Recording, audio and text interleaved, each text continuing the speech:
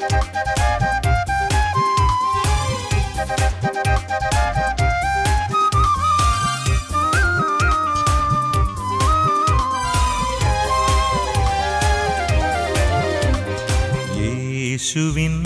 വാഗ്ദാനമേ പാവനാത്മനേ, ജീവൻ നൽകുന്ന ചൈതന്യമേ പരിശുദ്ധാത്മാവേ.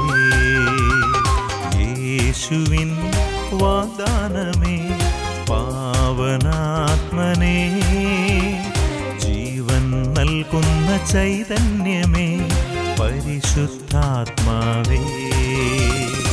ആത്മാവേ എന്നിൽ നിറയണമേ, ആത്മാവേ എന്നിൽ നിറയണമേ, അഭിഷേകത്തിൻ നിറവായി മാറ്റണമേ, അഭിഷേകത്തിൻ നിറവായി മാറ്റണമേ.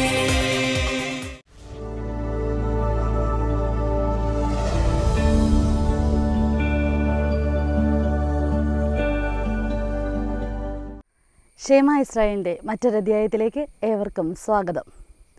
ഈ ലോക ജീവിതം നശ്വരമാണെന്നും നമ്മുടെ പൗരത്വം സ്വർഗത്തിലാണെന്നും വിശുദ്ധ ഗ്രന്ഥം നമ്മെ ഓർമ്മപ്പെടുത്തുന്നു.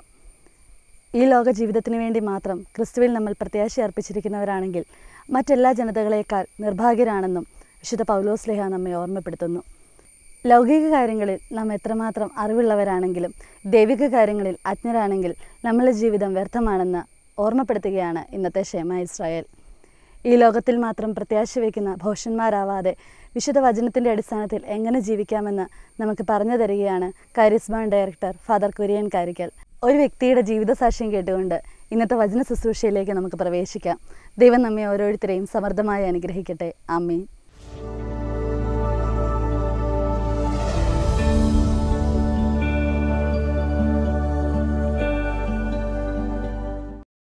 യേശു നന്ദി, യേശു സ്തുതി.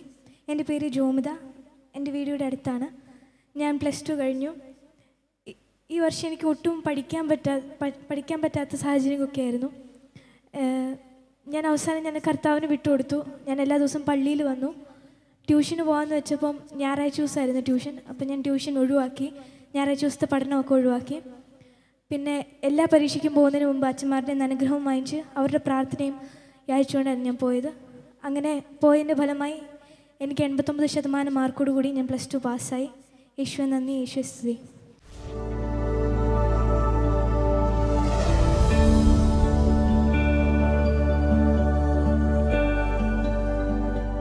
Praise the Lord. Shema Israel പ്രോഗ്രാമിൻ്റെ വചനവിരുന്നിലേക്ക് ഏവർക്കും സ്വാഗതം. നമ്മളിന്ന് ചിന്തിക്കുന്നത് ജ്ഞാനത്തിൻ്റെ പുസ്തകം 13-ാം അധ്യായം 1-ാമത്തെ വചനത്തിൽ നമുക്ക് ലഭിക്കുന്ന വലിയ ഒരു സന്ദേശമുണ്ട്. അത് പറഞ്ഞിരിക്കുന്നത്, ദൈവത്തെ അറിയാത്തവർ സ്വതേ ഭോഷന്മാരാണ്. ആ വചനഭാഗം ഞാനൊന്ന് വായിക്കാം. നമ്മൾ ശ്രദ്ധിച്ച് കേൾക്കുന്നത് നല്ലതാണ്.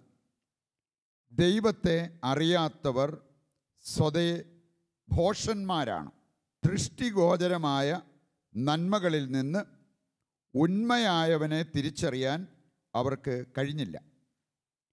ശില്പികളിൽ ശ്രദ്ധിച്ച അവർ ശില്പിയെ തിരിച്ചറിഞ്ഞില്ല.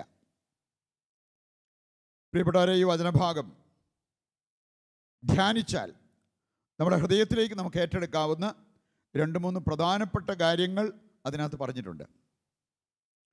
ഒന്നാമത്തെ കാര്യം ഇവിടെ പറഞ്ഞിരിക്കുകയാണ്, സൃഷ്ടവസ്തുക്കളിൽ നിന്നും സൃഷ്ടാവിനെ നമുക്ക് തിരിച്ചറിഞ്ഞ് ആരാധിക്കാൻ പറ്റണം. ദൈവത്തിൻ്റെ വചനം നമ്മളെ പഠിപ്പിക്കുന്നുണ്ട്, ദൈവത്തിന് കൊടുക്കേണ്ടത് ദൈവത്തിന് കൊടുക്കണം, മനുഷ്യർക്ക് കൊടുക്കേണ്ടത് മനുഷ്യർക്ക് കൊടുക്കണം. ആരാധന ദൈവത്തിനുള്ളതാണ്, മനുഷ്യർക്ക് ആദരം നൽകാൻ പറ്റും. ആരാധന എപ്പോഴും കൊടുക്കേണ്ടത് സൃഷ്ടാവിനാണ്, സൃഷ്ടവസ്തുക്കൾക്കല്ല. ഇന്ന് ഈ ദൈവിക ജ്ഞാനം ഹൃദയത്തിലേക്ക് ഏറ്റെടുത്തിട്ടില്ലാത്തവരുണ്ട്. ഒരുപക്ഷെ സൃഷ്ടാവിനെ തിരിച്ചറിയാതെ ആ സൃഷ്ടാവിൻ്റെ സൃഷ്ടവസ്തുക്കളിൽ കുടുങ്ങി അവരെ ആരാധിച്ച് മുമ്പോട്ട് പോകുന്ന അവസ്ഥയുണ്ടാകാം. ഒരുപക്ഷെ ഒരു വ്യക്തി, ഒരു സ്ത്രീ കാണാൻ വളരെ അഴകുള്ള സ്ത്രീ ആയിരിക്കാം. അഴകിൻ്റെ പേരിൽ ദൈവത്തെക്കാൾ ഉപരി നമ്മൾ ആ വ്യക്തിയെ ആരാധിക്കുമ്പോൾ സൃഷ്ടാവിനെ മറന്ന് നമ്മൾ സൃഷ്ടിയിലേക്ക് നമ്മുടെ ശ്രദ്ധ കൊണ്ടുവരികയാണ്. അങ്ങനെ ഒരു കാര്യം സംഭവിക്കാതിരിക്കാൻ നമ്മൾ പ്രത്യേകം ശ്രദ്ധിക്കണമെന്ന് ദൈവത്തിൻ്റെ വചനം നമ്മളെ ഓർമ്മിപ്പിക്കുന്ന കാര്യമാണ്. അപ്പം അതുകൊണ്ട് സൃഷ്ടാവിനെ സൃഷ്ടിയിൽ നിന്ന്, സൃഷ്ടവസ്തുക്കളിൽ നിന്ന് വേർതിരിച്ച് കാണാനും ദൈവത്തെ നമുക്ക് ആരാധിക്കാനും പറ്റണം. രണ്ടാമത്തെ കാര്യം പറഞ്ഞിരിക്കുന്നത്, നമ്മുടെ കണ്ണുകൾക്ക് ആകർഷണീയമായ കാര്യങ്ങളിലേക്ക് പോകുന്നതിനേക്കാൾ നമ്മുടെ കണ്ണുകൾക്ക് രക്ഷ നൽകുന്ന കാര്യങ്ങളിൽ നമ്മൾ ശ്രദ്ധയുള്ളവരായിരിക്കണം. 2 വചനഭാഗങ്ങൾ എടുത്താൽ ഈ ഒരു കാര്യം നമുക്ക് വ്യക്തമാവും. ഉൽപ്പത്തി പുസ്തകം 3-ാം അധ്യായത്തിൻ്റെ 6-ാമത്തെ വചനം. അവിടെ നമ്മൾ കാണുന്നത്, ആദ്യ മാതാപിതാക്കൾക്ക് വിലക്കപ്പെട്ട ഖനി, ഇനി അതിലേക്ക് ഒരാകർഷണം തോന്നി. ഹവ്വയുടെ കാര്യം പറഞ്ഞിരിക്കുകയാണ്, സർപ്പം ഫലം കാണിച്ചപ്പോൾ അത് അവൾക്ക് കണ്ണുകൾക്ക് ആകർഷണീയമായി തോന്നി. കണ്ണുകൾക്ക് ആകർഷണീയമായതെല്ലാം നമ്മുടെ ജീവിതത്തിന് രക്ഷ നൽകുന്നതായിരിക്കണമെന്നില്ല. നമുക്ക് കാണാൻ സാധിക്കും, പലപ്പോഴും പലരും പറയാറുള്ള ഒരു കാര്യമാണ്, ടേസ്റ്റി ഫുഡ് ഹെൽത്തി ഫുഡ് ആയിരിക്കണമെന്നില്ല. എന്ന് പറഞ്ഞാൽ രുചികരമായ ഭക്ഷണം എപ്പോഴും നമുക്ക് ആരോഗ്യപരമായിട്ടുള്ള ഒരു ഭക്ഷണമായിട്ട് കാണാൻ സാധിച്ചെന്ന് വരില്ല. ഒരുപാട് ടേസ്റ്റ്, രുചി നൽകുന്ന സാധനങ്ങൾ ഒരുപക്ഷെ നമ്മുടെ ആരോഗ്യത്തെ നശിപ്പിക്കുന്ന കാര്യങ്ങളായിരിക്കാം. എന്ന് പറഞ്ഞതുപോലെ കണ്ണുകൾക്ക് ആകർഷണീയമായി തോന്നുന്നതെല്ലാം നമുക്ക് നന്മയായിരിക്കണമെന്നില്ല. ആകർഷണീയമായ കാര്യങ്ങളുടെ പുറകെ പോകുന്നതിനേക്കാൾ നമുക്ക് രക്ഷ നൽകുന്ന കാര്യങ്ങളുടെ പുറകെ പോകാൻ പറ്റും. ലൂക്കായുടെ സുവിശേഷം 2-ാം അധ്യായം 39 മുതലുള്ള തിരുവചന ഭാഗം വായിച്ചു കഴിഞ്ഞാൽ നമുക്ക് കാണാൻ സാധിക്കും, ശിമയോനെക്കുറിച്ച് പറഞ്ഞിരിക്കുന്ന ഒരു കാര്യം. കർത്താവിനെ, ബാലനായ യേശുവിനെ ദേവാലയത്തിലേക്ക് കൊണ്ടുവന്നപ്പോൾ ശിമയോൻ യേശുവിനെ തൻ്റെ കൈകളിൽ എടുത്ത് ഉയർത്തി. അതിനുശേഷം പറഞ്ഞ ഒരു കാര്യം ഇതാണ്, കർത്താവ്, ഇനി മരിക്കാൻ പോലും ഞാൻ റെഡി, മരിക്കാൻ പോലും ഞാൻ സന്നദ്ധനാണ്, എൻ്റെ ജീവൻ എടുത്തുകൊള്ളുക. കാരണം എൻ്റെ കണ്ണുകൾ അങ്ങ് വാഗ്ദാനം ചെയ്ത രക്ഷ കണ്ടു കഴിഞ്ഞിരിക്കുന്നു. കർത്താവിനെ കണ്ടപ്പോഴാണ് ഈ രക്ഷ അനുഭവിക്കാൻ സാധിച്ചത്. നമുക്കറിയാം, കർത്താവ് സൃഷ്ടാവായ ദൈവമാണ്. ആ ദൈവത്തെ കണ്ടപ്പോൾ രക്ഷയുണ്ടായി. എന്നാൽ മറുവശത്ത് നമ്മൾ കാണുകയാണ്, ഒരാകർഷണം തോന്നി അതിലേക്ക് പോയ ആദിമിത മാതാപിതാക്കൾക്ക് സംഭവിച്ചത് എന്താണെന്ന്. അപ്പോൾ എപ്പോഴും നമ്മൾ ആകർഷണീയമായ കാര്യങ്ങളുടെ പുറകെ പോകുന്നതിനേക്കാൾ നമുക്ക് രക്ഷപ്രദാനം ചെയ്യുന്ന ദൈവത്തിന് മുൻതൂക്കം കൊടുത്ത്, ദൈവത്തിൻ്റെ പ്രവൃത്തികൾക്ക് മുൻതൂക്കം കൊടുത്ത് ജീവിക്കുവാൻ സാധിക്കണം എന്നുള്ള ആ ഒരു സന്ദേശമാണ് നമുക്കിവിടെ ലഭിക്കുക. മൂന്നാമതായിട്ട് ഈ വചനഭാഗം നമ്മുടെ മുമ്പിൽ വയ്ക്കുന്ന ഒരു കാര്യം ഇതാണ്, ലോകപരിജ്ഞാനത്തെക്കാൾ വളരെ വളരെ പ്രധാനപ്പെട്ടതാണ് ദൈവിക ജ്ഞാനം.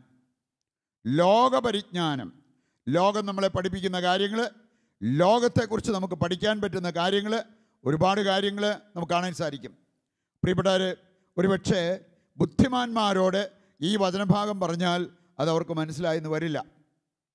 ദൈവത്തെ അറിയാത്തവർ സ്വതേ ഭോഷന്മാരാണ്. ദൈവത്തെ അംഗീകരിക്കാത്തവർ, ദൈവമുണ്ടെന്ന് സമ്മതിക്കാത്തവർ, അത് നിരീശ്വര ചിന്തകളിൽ കഴിയുന്ന വ്യക്തികൾ, ഒരുപക്ഷെ വലിയ ശാസ്ത്രജ്ഞന്മാരും ലോകത്തിൻ്റേതായ രീതിയിൽ ഒരുപാട് വളർന്ന വലിയവരായ വ്യക്തികളും ഉണ്ടാകാം. അവരെ സംബന്ധിച്ചിടത്തോളം ഈ ഒരു സന്ദേശം സ്വീകാര്യമാകണമെന്നില്ല. ഞാനൊരു ഗൾഫ് രാജ്യത്തിൽ കണ്ടുമുട്ടിയ ഒരു കുടുംബം, അവരവരുടെ മകനെയും കൊണ്ടുവന്നു. അന്തർദേശീയ തലത്തിൽ എന്ന് പറഞ്ഞാൽ ഇൻ്റർനാഷണൽ ലെവലിൽ മത്സരത്തിൽ പങ്കെടുത്ത ഒരു വ്യക്തിയാണ്.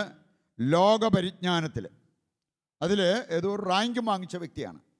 പക്ഷേ ആ മകനെയും കൊണ്ട് മാതാപിതാക്കൾ വന്നത് അവനോടൊന്ന് സംസാരിച്ച്, അവനെ ഒന്ന് ഉപദേശിച്ച്, അവനെ നേർവഴിയിലേക്ക് നയിക്കണം എന്ന് പറഞ്ഞുകൊണ്ടാണ്. എന്ന് പറഞ്ഞാൽ ഇത്രയും ലോകപരിജ്ഞാനം നേടിയിട്ടും യഥാർത്ഥമായ രക്ഷ അവൻ അനുഭവിച്ചില്ല എന്നുള്ളതാണ് അത് സൂചിപ്പിച്ചത്. അപ്പം അതുകൊണ്ട് ഈ ദൈവിക സന്ദേശം, ഈ വചനത്തിൻ്റെ സന്ദേശം ഇതാണ്: നമുക്ക് ലോകപരിജ്ഞാനത്തെക്കാൾ പ്രധാനപ്പെട്ടതാണ് ദൈവിക ജ്ഞാനം. ദൈവത്തെ അറിഞ്ഞവരാണ് യഥാർത്ഥത്തിൽ ദൈവിക ജ്ഞാനത്തിലേക്ക് വന്നവർ. അവരെയാണ് നമുക്ക് സ്വജാതീയരായി കാണാൻ സാധിക്കുന്നത് എന്നുള്ളത് കർത്താവിൻ്റെ വചനം നമ്മളെ ഓർമ്മിപ്പിക്കുകയാണ്. ഈ 3 കാര്യങ്ങൾ നമ്മുടെ മനസ്സിൽ വെച്ചുകൊണ്ട് നമ്മൾ ഏതാനും കാര്യങ്ങളിലേക്ക് ഒന്ന് ഇറങ്ങിച്ചെല്ലുകയാണ്. ദൈവം വചനത്തിലൂടെ നമ്മളെ പഠിപ്പിച്ചിരിക്കുന്ന ചില കാര്യങ്ങളുണ്ട്. അതിൽ ഒന്നാമത്തെ കാര്യം ഇതാണ്: നിങ്ങൾ ഭോഷന്മാരാകരുത്. ഭോഷന്മാരാകരുത്. നമുക്കറിയാം, നമ്മളാരെയും വിട്ടിയെന്ന് വിളിക്കുക പോലും ചെയ്യരുത് എന്ന് കർത്താവിൻ്റെ വചനം നിർദ്ദേശിക്കുന്നുണ്ട്. അതുപോലെ തന്നെ നമ്മൾ മനസ്സിലാക്കിയിരിക്കേണ്ട ഒരു കാര്യമാണ് നമ്മൾ ഭോഷന്മാരാകരുത് എന്നുള്ളത്. എഫേസ്യർക്കാർക്ക് എഴുതിയ ലേഖനം 5-ാം അധ്യായം 17-18 വചനങ്ങൾ വായിച്ചാൽ, ഭോഷന്മാരാകാതെ കർത്താവിൻ്റെ അഭീഷ്ടം എന്തെന്ന് മനസ്സിലാക്കുവിൻ. കർത്താവിൻ്റെ അഭീഷ്ടം അറിഞ്ഞ് കർത്താവിൻ്റെ തിരുവിഷ്ടം മനസ്സിലാക്കി അതനുസരിക്കാതിരിക്കുന്നവർ ഭോഷന്മാരാകും എന്നതല്ലേ ഈ വചനത്തിൻ്റെ സന്ദേശം. ഭോഷന്മാരാകാതെ കർത്താവിൻ്റെ അഭീഷ്ടം എന്തെന്ന് മനസ്സിലാക്കുവിൻ. ദൈവത്തിന് ഇഷ്ടമുള്ളതും ഇഷ്ടമില്ലാത്തതുമായ ചില കാര്യങ്ങളെക്കുറിച്ച് തുടർന്ന് വായിച്ചു കഴിഞ്ഞാൽ നമുക്ക് മനസ്സിലാകും. വീഞ്ഞു കുടിച്ച് നിങ്ങൾ ഉന്മത്തരാകരുത്, കാരണം അതിൽ ദുരാസക്തിയുണ്ട്. എന്ന് പറഞ്ഞാൽ ആസക്തികൾക്ക് നമ്മൾ ഒരിക്കലും അടിമകളാകരുത്. വീഞ്ഞിൻ്റെ ആസക്തി മാത്രമല്ല, ചിലരെ സംബന്ധിച്ചിടത്തോളം ജഡികാസക്തി ആയിരിക്കാം, മറ്റു ചിലരെ സംബന്ധിച്ചിടത്തോളം ധനാസക്തി ആയിരിക്കാം. അതുകൊണ്ട് ഒരാൾ ഒരു തുള്ളി കള്ള് പോലും കുടിക്കുന്നില്ല എന്നതിൻ്റെ പേരിൽ ആസക്തിയില്ലാത്ത വ്യക്തിയാകണമെന്നില്ല. പാപമില്ലാത്ത ഒരു വ്യക്തിയായിട്ട് അവർ മാറണമെന്നില്ല. ഇവിടെ പറഞ്ഞിരിക്കുകയാണ്, വീഞ്ഞു കുടിച്ച് ഉന്മത്തരാകരുത്, കാരണം അതിൽ ദുരാസക്തിയുണ്ട്. ഇനി ദൈവത്തിന് ഇഷ്ടമായൊരു കാര്യം പറഞ്ഞിരിക്കുകയാണ്, മറിച്ച് ആത്മാവിനാൽ പൂരിതരാകുവിൻ. പരിശുദ്ധാത്മാവിനെ പ്രാപിച്ച് പരിശുദ്ധാത്മാവിനാൽ ഉന്മത്തരായ വ്യക്തികൾക്ക് വിഡ്ഢികളാകാൻ പറ്റില്ല. അവർക്ക് ഭോഷത്വം കാണിക്കാൻ സാധിക്കില്ല. ബൈബിളിലൂടെ കടന്നു പോകുമ്പോൾ നിരവധി സംഭവങ്ങൾ നമുക്ക് കാണാൻ സാധിക്കും. ജോബിൻ്റെ പുസ്തകം 2-ാം അധ്യായം 10-ാമത്തെ വചനം എടുത്താൽ, ജോബിന് സമ്പത്തും സൗഭാഗ്യങ്ങളും ഒക്കെ നഷ്ടപ്പെടുന്നൊരു രംഗം. അത് കണ്ടിട്ട് സഹിക്കവയ്യാതെ ജോബിൻ്റെ തന്നെ ഭാര്യ സംസാരിക്കുന്നത് കാണാൻ സാധിക്കും. ഇനിയും നിങ്ങൾ ദൈവത്തിൽ വിശ്വസിച്ച് ജീവിക്കുന്നുവോ? ആ ദൈവത്തെ തള്ളിപ്പറഞ്ഞ് മരിക്ക്. അപ്പോഴും ജോബ് നിർദ്ദേശിച്ച ഒരു കാര്യം, തൻ്റെ ഭാര്യയ്ക്ക് ജോബ് കൊടുത്ത ഒരു ഉപദേശം ഇതാണ്: ഭോഷത്വം പറയരുത്. നീ ഇപ്പോൾ പറയുന്നത് ഭോഷത്വമാണ്. എന്ന് പറഞ്ഞാൽ തകർച്ചകൾ, ബുദ്ധിമുട്ടുകൾ, പ്രയാസങ്ങൾ, നഷ്ടങ്ങൾ വരുമ്പോൾ ദൈവത്തെ പഴിക്കുന്നത് ഭോഷത്വമാണ്. ജോബ് 22-ാം അധ്യായം 25-26 വചനങ്ങൾ വായിച്ചു കഴിഞ്ഞാൽ അവിടെ നമുക്ക് കാണാൻ സാധിക്കും. ജോബ് പറയുകയാണ്, അത്യുന്നതനായ ദൈവമാണ് എനിക്ക് വിലപ്പെട്ട സ്വർണവും വെള്ളിയും. അങ്ങനെ ദൈവത്തെ വിലപ്പെട്ട സ്വർണവും വെള്ളിയുമായി കാണാൻ പറ്റുന്നവർക്ക് സ്വർണം നഷ്ടപ്പെട്ടാലും വെള്ളി നഷ്ടപ്പെട്ടാലും ആരോഗ്യം നഷ്ടപ്പെട്ടാലും സമ്പത്ത് നഷ്ടപ്പെട്ടാലും ദൈവത്തെ പഴിക്കാൻ പറ്റില്ല. അതിന് ദൈവത്തെ നമ്മൾ സമ്പത്തായിട്ട് കാണണം എന്നുള്ള ആ ഒരു സന്ദേശമല്ലേ നമുക്ക് ഈ വചനഭാഗത്തിലൂടെ ലഭിക്കുന്നത്. അതുകൊണ്ട് പ്രിയപ്പെട്ടവർ, കർത്താവ് നിർദ്ദേശിച്ചിരിക്കുന്ന ഒരു കാര്യമാണ്, നിങ്ങൾ ഒരു കാരണവശാലും ഭോഷന്മാരാകരുത്. രണ്ടാമത്തെ കാര്യം നമ്മൾ മനസ്സിലാക്കിയിരിക്കേണ്ടത്, നിങ്ങൾ വിജാതീയരാകരുതെന്ന് കർത്താവ് നമ്മളെ പഠിപ്പിക്കുന്നുണ്ട്. പ്രിയപ്പെട്ടവരെ, ശരിക്കും ജന്മം കൊണ്ട് യഹൂദരായിരുന്നവർ കർമ്മം കൊണ്ട് വിജാതീയരായി തീർന്ന സംഭവം നമുക്ക് കാണാൻ സാധിക്കും.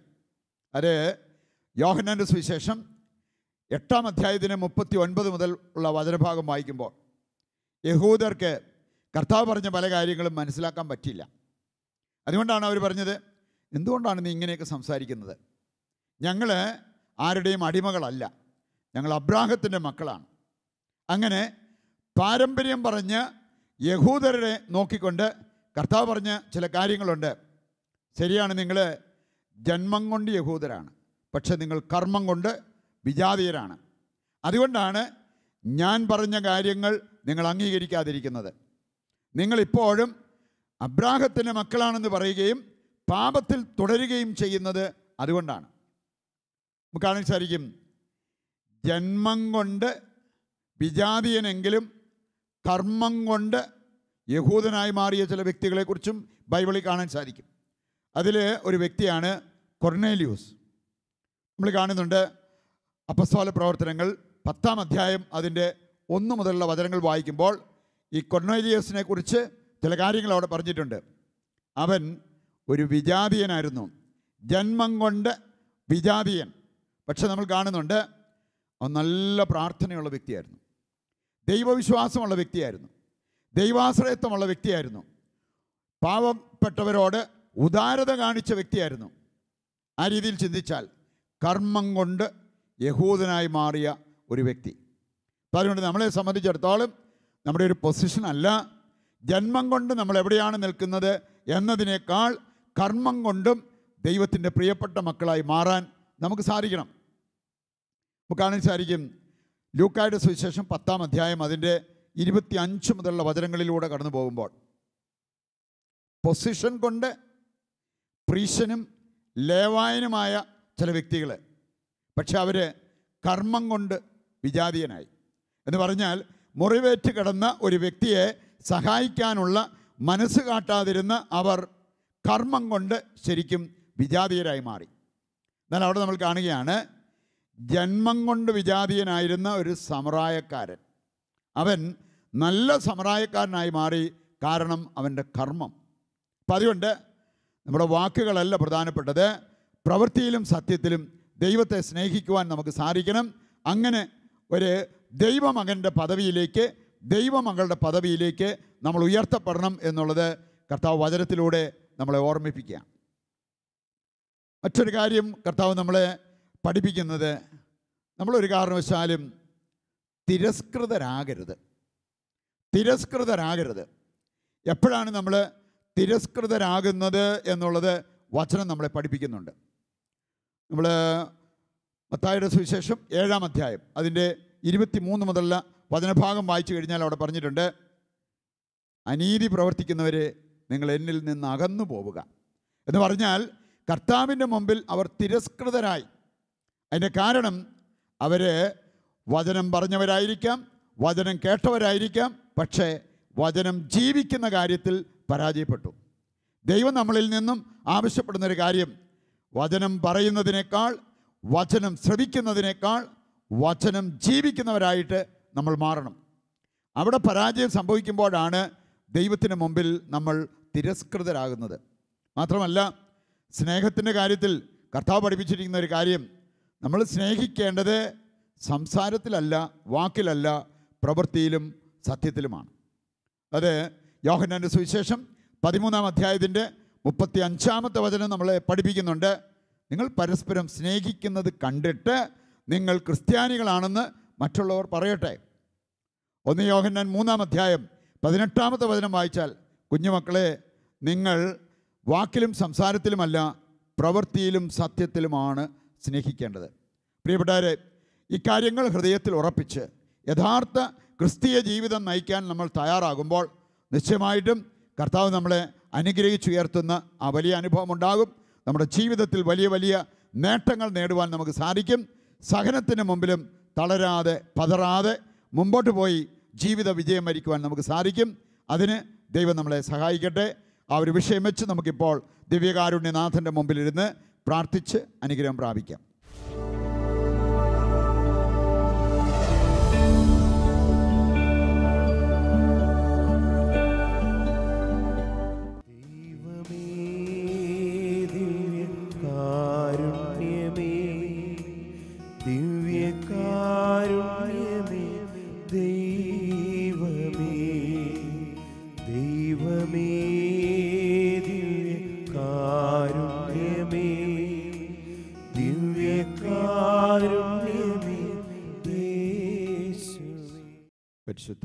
പരമ ദിവ്യകാരുണ്യത്തിന് എന്നേരവും ആരാധനയും സ്തുതിയും പുകഴ്ചയും ഉണ്ടായിരിക്കട്ടെ. പ്രിയപ്പെട്ടവരെ, ദിവ്യകാരുണ്യത്തിലേക്ക് നമ്മുടെ മുഴുവൻ ശ്രദ്ധയും നമുക്കിപ്പോൾ കൊണ്ടുവരാം. മാലാഖമാർ അണിനിരക്കുന്ന സമയം, ദൈവം സ്വർഗം വിട്ട് നമ്മുടെ പക്കലേക്ക് ഇറങ്ങി വരുന്ന സമയം, നമുക്ക് ദൈവം ആശ്വാസം തരുന്ന സമയം, ദൈവം നമ്മളെ വളരെയേറെ കാര്യങ്ങൾ പഠിപ്പിക്കുന്ന സമയം, അതാണ് ആരാധനയുടെ സമയം. നമ്മളിന്ന് വചനത്തിലൂടെ മനസ്സിലാക്കിയുണ്ടായി, ദൈവത്തെ അറിയാത്തവർ സ്വതേ ഭോഷന്മാരാണ്. ദൈവത്തെ അറിഞ്ഞവരാണ് യഥാർത്ഥ ജ്ഞാനികൾ. അറിയാം, പരിശുദ്ധനായവനെ അറിയുന്നതാണ് അറിവ്. സുഭാഷിതങ്ങൾ 9:10 നമ്മളെ ഓർമ്മിപ്പിക്കുന്നതാണ്. ഒരു വിശുദ്ധനെക്കുറിച്ച് ചിന്തിച്ചാൽ, വിശുദ്ധ ബൊനവെഞ്ചർ, അദ്ദേഹത്തെ സന്ദർശിച്ച ഒരു വ്യക്തിയാണ് തോമസ് അക്വിനാസ്. ജ്ഞാനത്തിൻ്റെ കാര്യത്തിൽ രണ്ടുപേരും അഗാധമായിട്ടുള്ള പാണ്ഡിത്യവും വളർച്ചയും സ്വീകരിച്ച വ്യക്തികളാണ്.